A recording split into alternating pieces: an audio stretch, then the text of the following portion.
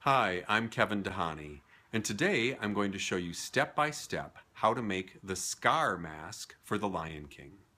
I will be using a variety of products and materials, including the WED clay, plaster wrap, and paper mache.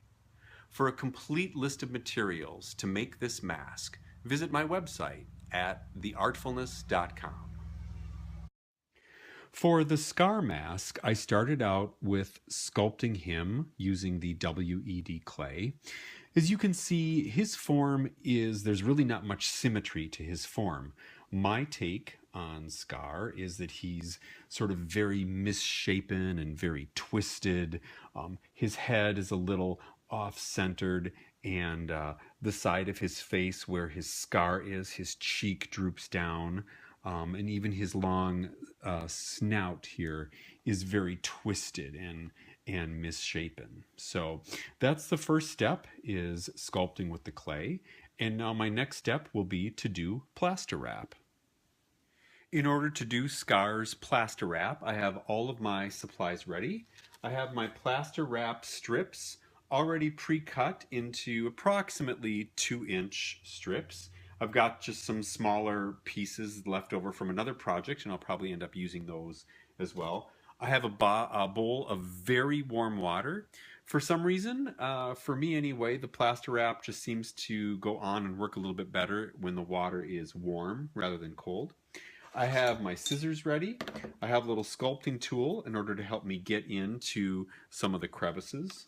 And then I have my non-stick vegetable oil spray. And that's what I'll start with. I'll spray the whole mask, and then I will start with the plaster wrap.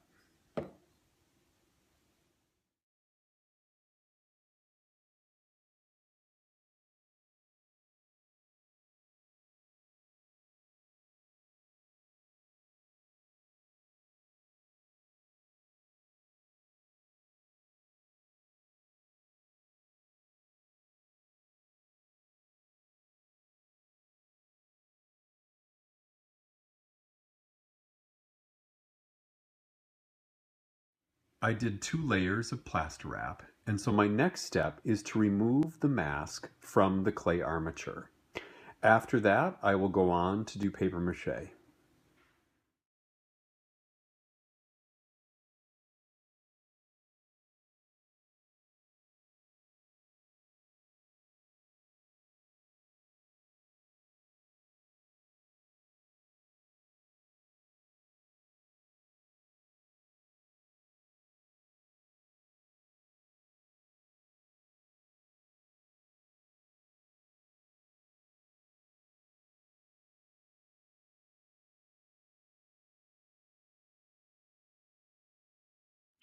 The paper mache layer on Scar is now dry, and so the next step is to do just some light fine sanding using 400 grit sandpaper. And after that, I will do some additional sculpting using the paper mache clay.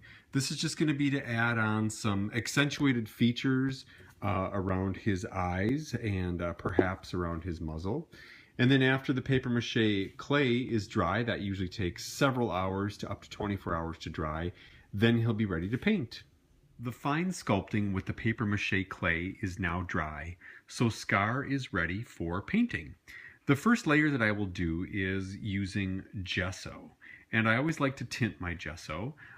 Since my final vision for Scar is to kind of be in the very heavy orange tones, I found this red metallic paint that I'm going to use to tint the gesso. They didn't have orange. So I'm going to start with that as just sort of just a general base, and then I will build off of that more of the burnt oranges, browns, and tones like that. The Scar mask is now complete. I painted him using a variety of metallic paints, including this burnt orange color and quite a bit of gold, and then a lot of black tones just to accentuate. And then for his mane, what I did is I had these grass reed plants that I had outside all summer, And when fall came around, I just chopped them down. I hung them up to dry, thinking that I was probably going to use them for something for the Lion King masks.